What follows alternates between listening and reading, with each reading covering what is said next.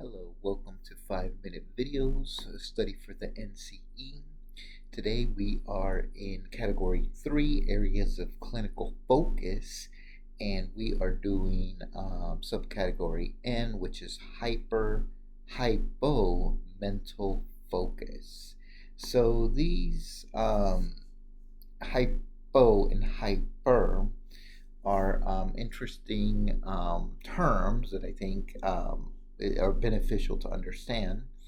Hypo and hyper focus are psychological terms that are used to describe different states of attention, and usually those terms are associated with children, although adults can certainly have those characteristics, but usually um, the those terms are associated with children because usually when children begin school, usually primary or elementary school, this is where teachers or people that are educating the child may have some concerns or may start to see different patterns.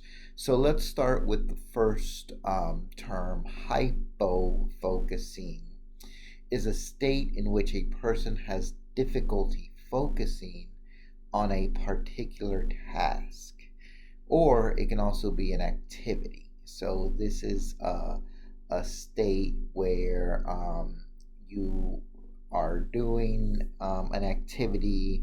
Let's say it could be math equations, or reading, or drawing, or it could be sitting in one place. Now, again, this is different than what is developmentally appropriate. For a 5 year old child, I wouldn't expect them to be able to sit. From what I've read in the literature, they say about 1 minute per age. So for a 5 year old kindergartner, I wouldn't have the expectation of him or her sitting in one place for more than 5 minutes. That wouldn't be part of this definition. Um, the other thing with hypofocusing is they may see a distraction or an unfocus, have trouble staying on task. So let's say if you tell them, grab a piece of paper and a pencil, they may instead grab a sponge, or they may grab, something else.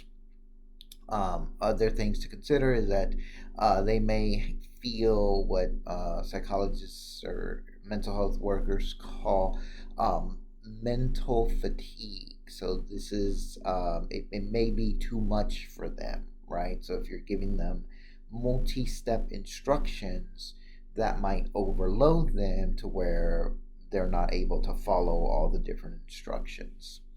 Hypofocusing is a symptom of various conditions, and such conditions have been associated with different disorders such as attention deficit hyperactivity disorder or attention deficit disorder, as well as depression. And again, it makes sense because there's a frustration, and when there's a frustration, then that can lead to a negative internal identity.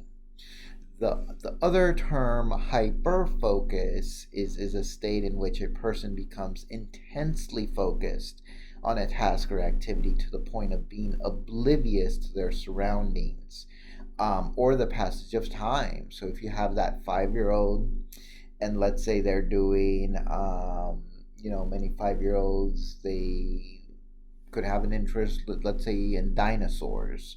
So they're so hyper focused, trying to decipher, what a different species. They could be deciphering, what do they look like, where they live, what do they eat. They could be deciphering all those things, and it could take them, hours doing that. This is the hyper focus, is in some cases associated with positive states. It allows someone to complete a task with great efficiencies and productivities. It can also be problematic. It can lead to neglect of other important tasks and social relationships. And hyper focused is associated with different neurodivergence, such as the autism spectrum disorders. So there is an association. So in short, the hypofocus is a state of difficulty focusing or staying on task, while the hyperfocus is a state of intense focus that can either be positive or negative depending on the context.